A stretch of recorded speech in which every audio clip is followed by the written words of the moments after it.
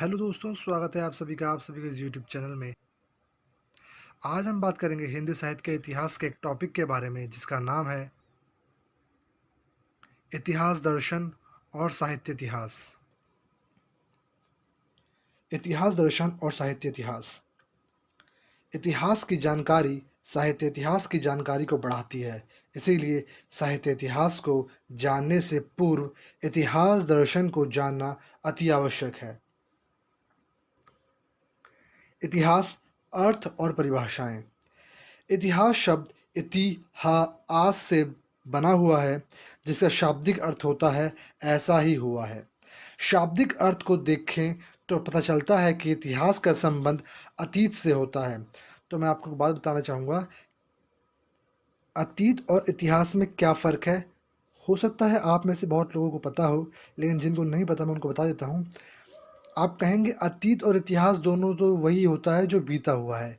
तो मैं आपको बता दूं कि अतीत और इतिहास, आप सही कह रहे हैं, है वही जो बीता हुआ है, लेकिन इतिहास जो होता है उसकी पुष्टि की जा सकती है।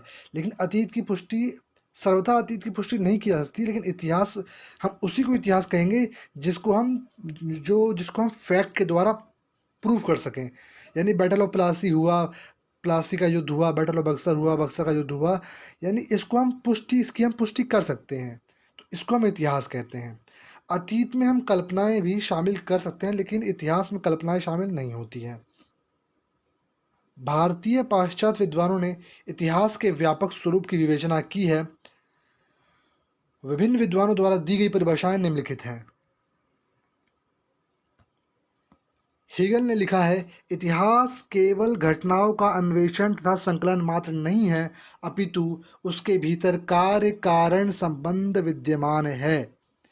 गणपति चंद्रगुप्त के अनुसार अतीत के किसी भी तत्व या प्रवृत्ति के वर्णन, विवरण, विवेचन, विश्लेषण को जो कि काल विशेष या कालक्रम की दृष्टि से किया गया हो, इतिहास कहलाता है। कॉलिंगवुड ने कहा, इतिहास धर्मशास्त्र या भूत विज्ञान की तरह एक चिंतन पद्धति है।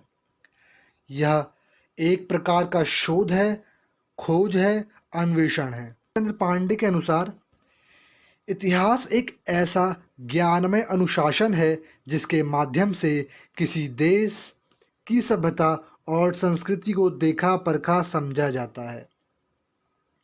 इस प्रकार कहा जा सकता है कि इतिहास न केवल हमें घटना, तिथि और नामों का विवरण देता है, बल्कि इसमें घटना, स्थिति, प्रक्रिया और प्रकृति का संपूर्ण अनुशीलन किया जाता है।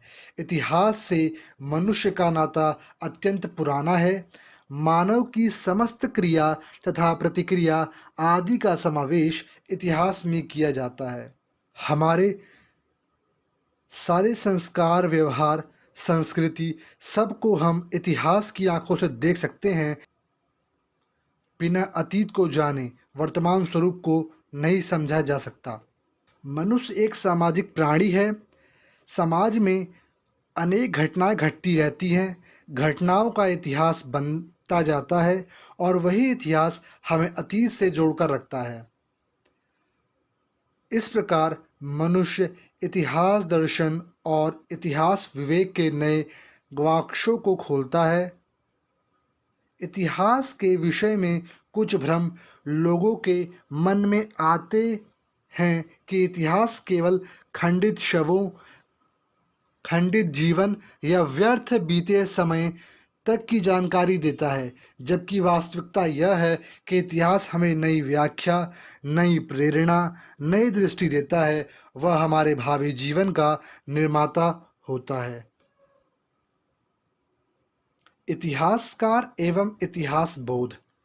एक सफल इतिहासकार घटनाओं, वृत्तांतों तथा तत्कालीन घटनाओं का लेखा जोखा प्रस्तुत करता है और हमें अतीत की घटनाओं का बोध करवाता है।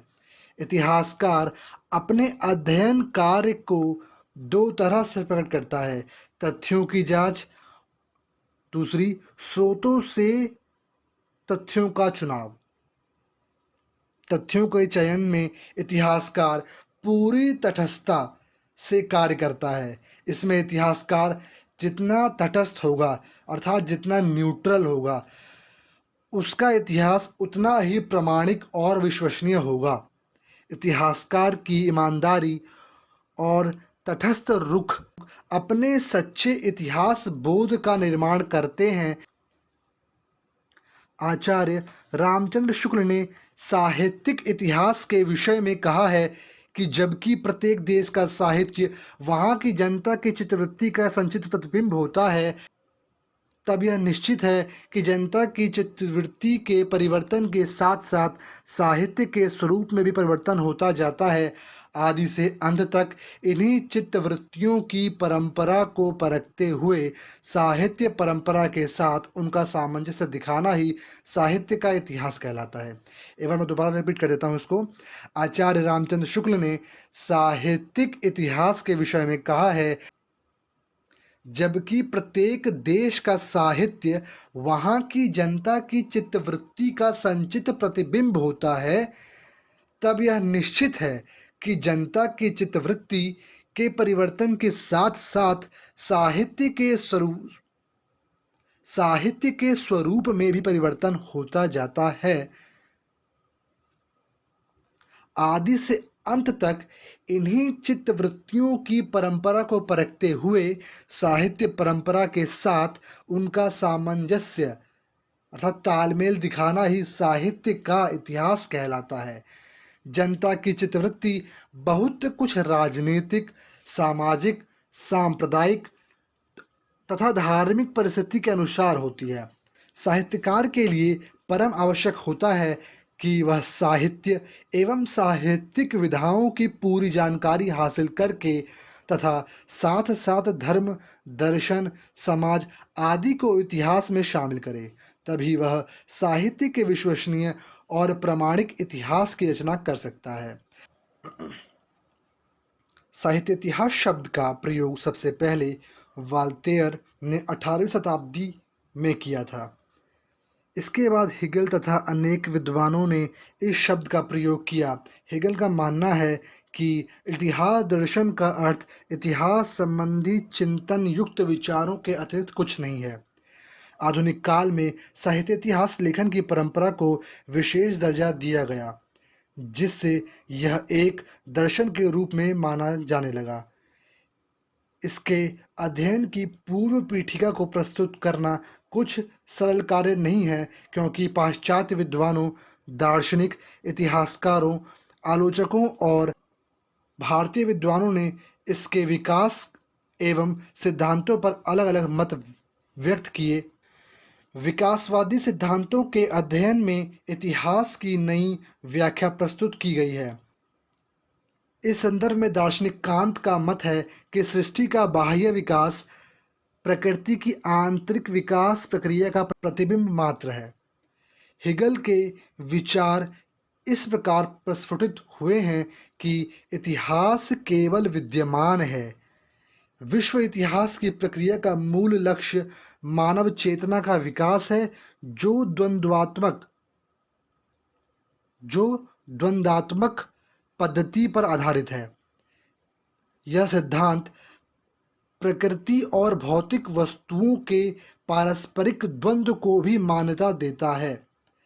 इसके अनुसार दो परिस्थितियों घटनाओं के परस्पर संघर्ष के पश्चात जो तीसरी वस्तु सामने आएगी वह पहले से बेहतर अवस्था में होगी।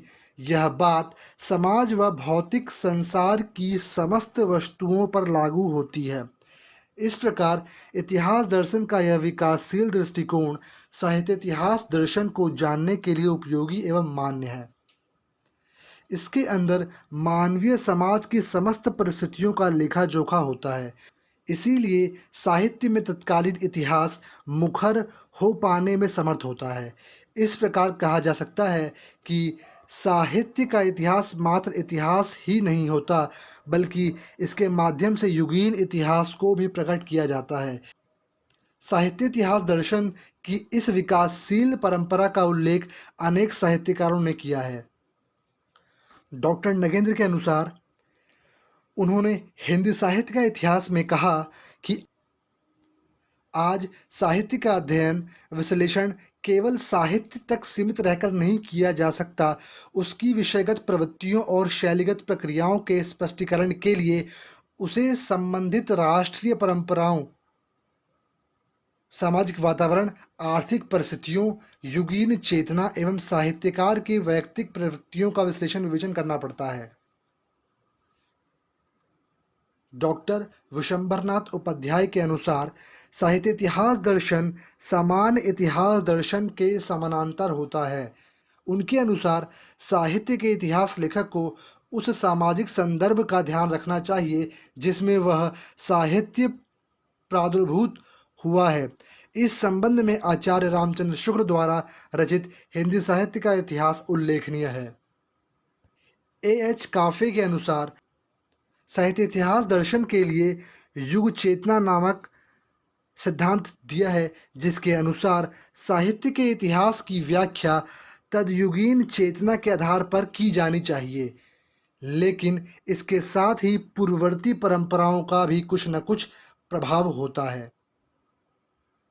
तेन के अनुसार तेन ने अपने अंग्रेजी साहित्य के इतिहास में यह भलीभांति स्पष्ट किया है कि किसी भी साहित्य के इतिहास को समझने के लिए उससे संबंधित जातीय परंपराओं, राष्ट्रीय और सामाजिक वातावरण एवं सामाजिक परिस्थितियों का अध्ययन विश्लेषण आवश्यक है।